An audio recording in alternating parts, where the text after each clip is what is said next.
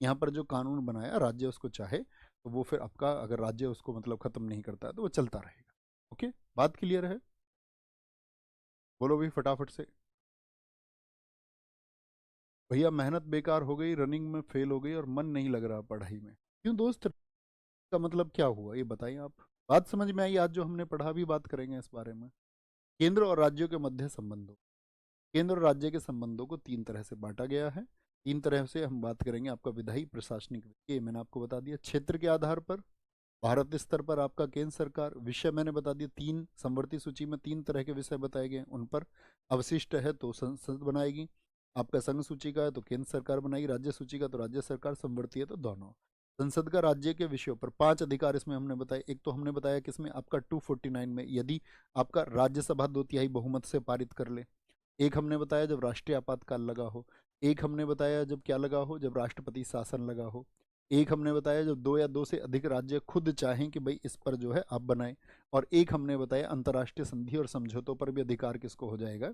इनकी भाषा लिख करके आएगी आपको हमेशा एग्जाम में। जैसे पांच मैंने बताए हैं, सबसे इंपॉर्टेंट क्षेत्र थे कि कब राज्य सूची पर जो कानून है, राज्य सूची पर जो कानून है वो कौन बना देगी आपका, वो अधिकार संसद को हो जाएंगे। तो पहला राज्यसभा है आपका स्पेशल मेजोरिटी से। दूसरा 352 लागू हो, फिर भले आप इसके आर्टिकल एक बार को भूल जाना है ना, लेकिन यहाँ ये वाले भूल जाना, लेकिन 248 वाले याद रखना, 247 इंपॉर्टेंट, 246 इंपॉर्टेंट।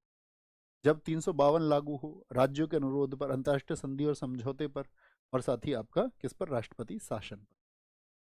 ठीक है, क्लास समझ में आई? ये बहुत जटिल टॉपिक होता है, बहुत सारे साथी को ऐसे लगता है कि ये तो मतलब इसको बहुत सारे दोस्त पढ़ते नहीं है, एग्जाम्स में बहुत क्वेश्चन पूछते हैं, एसएससी तो बहुत पूछते हैं। लोगों को अभी भी ये लगता है कि राष्ट्रपति पढ़ लो, अपना काम चला लो, बात खत्म है।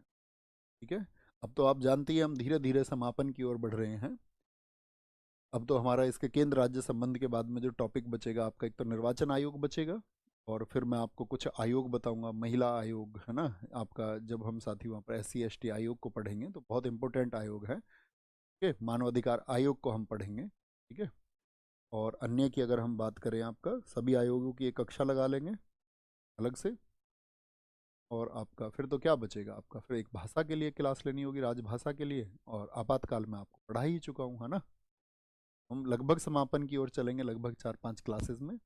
अनुच्छेद 245 के अनुसार संसद का कार्य क्या होता है? तो संसद का कार्य क्या है? कानून बनाने का कार्य है, कानून बनाने। संसद का कार्य क्या है? कानून बनाने का कार्य। समझ पाए सारी चीजों को? आसानी से आंसर देंगे, उसी से पता चल जाए।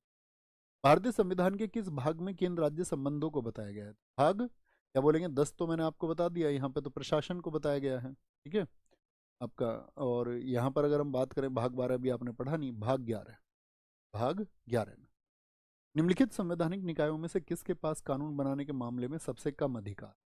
ये इंपॉर्टेंट बात।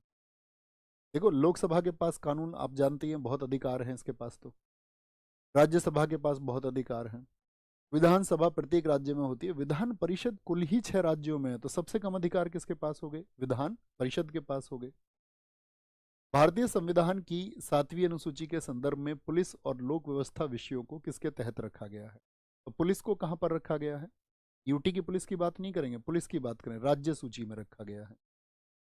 भारतीय संविधान के किस अनुच्छेद के अनुसार जनसंख्या जनगणना जो है साथी आपका एक संघ का विषय, संघ का विषय, तो कहाँ पर बताया गया है? संघ विषय हैं, राज्य विषय हैं, या समवर्ती सूची के विषय हैं? तो आप आराम से कह सकते हैं 246 में विषय वस्तु को ही बताया गया है।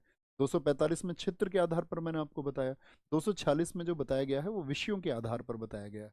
तो 3 विषय होंगे आपका, तो जनगणना 246 में बताया। भारतीय संविधान का कौन सा अनुच्छेद संसद को उसके द्वारा बनाए गए कानूनों के बेहतर प्रशासन के लिए, भाई जो कानून है उसके लिए बेहतर प्रशासन, कोई डिस्प्यूट्स ना हो, तो उसके लिए अतिरिक्त न्यायालयों की स्थापना, अतिरिक्त न्यायालय 247 में अभी पूछा गया पिछले वर्ष CGL में। निम्नलिखित कथनों पर विचार कीजिए, अवशिष्ट शक्तियों में वे सभी विषय सम्मिलित हैं जिनका उल्लेख संघ सूची, राज्य सूची और समवर्ती सूची तीनों में से किसी में नहीं है। क्या रेजिडरी जो पावर्स हैं उनको बोलते हैं जो इन तीनों में नहीं बताई गई? हाँ जी भैया, उन्हीं को कहा जाता है।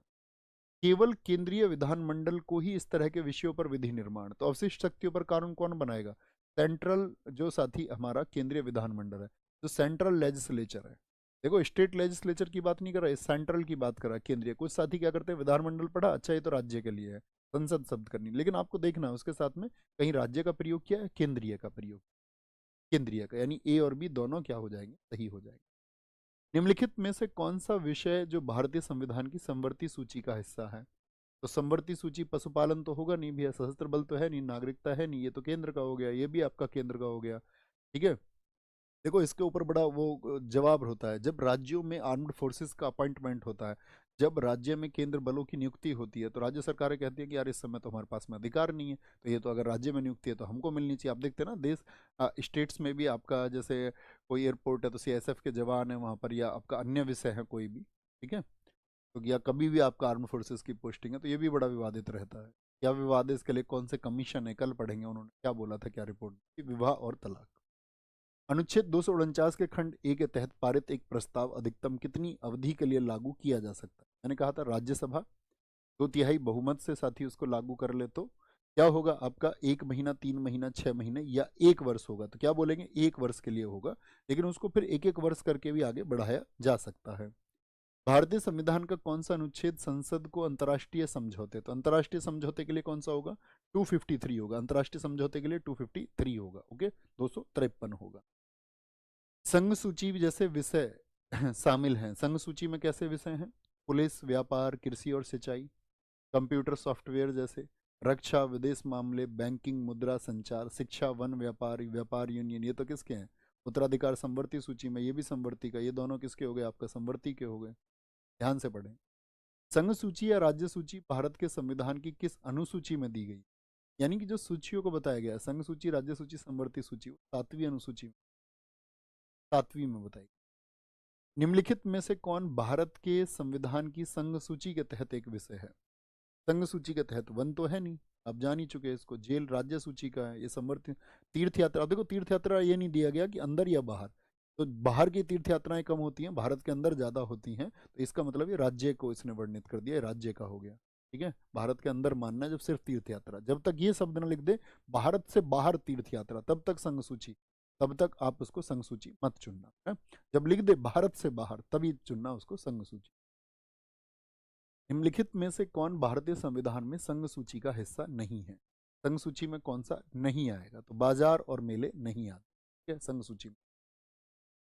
निम्न में से कौन सा विषय राज्य सूची के अंतर्गत आता है? राज्य सूची का विषय बताइए भैया कौन सा होगा फटाफट से। तो हमने बोला लैंड, भूमि, कृषि, सिंचाई, ये सब किसके हैं, राज्य सूची, ठीक है, राज्य सूची के हो जाएंगे। निम्नलिखित में से कौन सा विषय संवर्ती सूची में शामिल है? संवर्ती सूची में बताएं फटाफट से। बैंकिंग अभी हमने बता दिया ये नेशनल है, ठीक है, ये संघ सूची का है। कृषि आपका राज्य सूची का विषय है। पुलिस राज्य सूची का है, तो ट्रेड यूनियन किस में आ जाएंगे, संवर्ती सूची। निम्नलिखित में से कौन भारतीय संविधान की 7वीं अनुसूची की संवर्ती सूची से संबंधित, बताएंगे, संवर्ती सूची से संबंधित है? कृषि आय कर, टोल, कारखाना, कृषि आय के अतिरिक्त अन्य आय पर कर, तो क्या बोलेंगे, कारखाने किस में आ जाएंगे, इस संवर्ती सूची, जितने भी कारखाने, ठीक है, याद रखेंगे, कोई दिक्कत। यहाँ पर आते हैं, लास्ट क्वेश्चन है, भारतीय संविधान की संवर्ती सूची में मूल रूप से कितने विषय शामिल थे, ठीक है, कितने विषय शामिल थे, तो ये आपका आज का होमवर्क है। याद रखना साथी, किस सूची में कौन सा विषय आएगा, मैंने कहा था आप एक बार गूगल जरूर करना और सारे विषयों को एक बार सरसरी निगाह से देख लेना, ऐसे लिखना संघ सूची के 100 विषय।